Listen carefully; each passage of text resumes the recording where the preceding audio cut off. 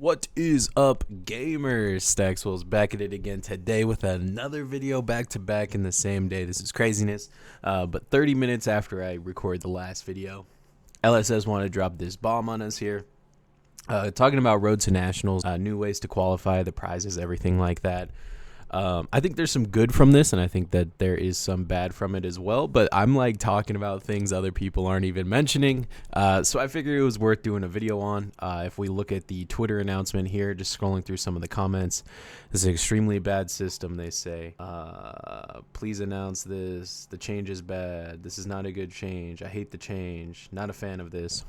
So FAB Twitter is basically losing their minds. Let's just go ahead, jump into the article here and figure out what is going on or why is this happening. I think the main point of contention here is that you can no longer qualify for like an American Nationals off of XP, which is definitely the root of all of the complaining here. But I personally, that's the part that I like. I like that part. I don't know. As someone who qualified on last year's Nationals off XP, it didn't really feel like earned or deserved to me. I took like 3 months off. I was just super busy with work, and I was like you guys noticed it in my videos too, right? There was like a good 3-4 month period where I just wasn't like really uploading, and it was just like I was working 10-11 hours a day. I had to come home, I had to do the market watch, and then I had to also go and try and grind in FAB and try and win and try and stay competitive. I just wasn't like there mentally. And then Nationals comes, and like people in my local Discord are tagging me. They're like, "Congrats on qualifying, Max." I'm like, "What? I haven't played in months. How did I qualify? I didn't even really feel deserved to me."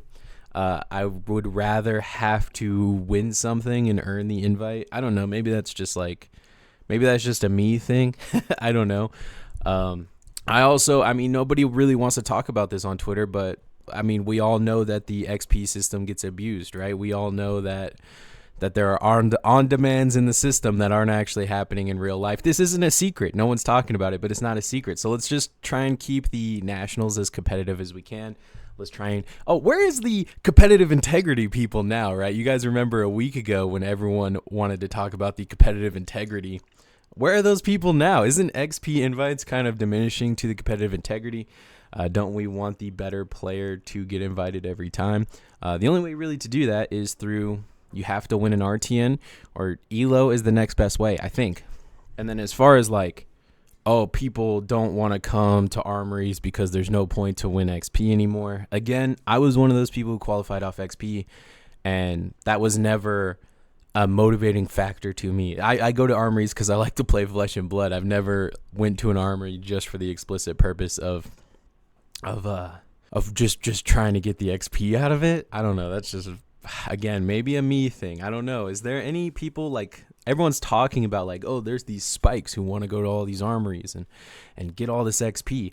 I've never met one. I've never met one of these people who is going to armories just for the XP strictly, and that's it. They're not there to play FAB. They're there just for the XP. Kind of crazy to me. The only problem with this system, I think, is the ELO. I don't know. ELO kind of makes you a bit afraid to play the game. There's been ProQuest there's been ProQuest and RTNs here locally for me in the past that my locals were afraid to play in because they were afraid to lose ELO. Because they already had an invite. If they don't drop an ELO, if they enter, they risk dropping an ELO. If they drop an ELO, then they no longer have an invite. That personally wouldn't stop me, but I've seen it firsthand, so I know that is certainly a thing. I just kind of don't like the ELO system in general, but I will say it's a better determiner of skill than XP. So to me, it is preferable. It's not like a perfect system by any means, but what could be, not even winning an RTN is like a perfect system, right? What if the competitive spike in your system, in your locals is sick that day, and you just had the perfect meta deck to counter everyone else in the room. It could just be very luck based to win one of these. So nothing is completely perfect, right? We just got to do the best we can. And winning an RTN and ELO, I would imagine, is the best ways to do that. There's no PTI listed here. Can people not even buy their way into this? That's kind of cool. I like that. Never been a huge fan of the PTI system. I don't hate it, but the competitive integrity. This is a huge L to me, though. I don't like the rainbow foil heroes. And no one else like cares about this at all, but I do.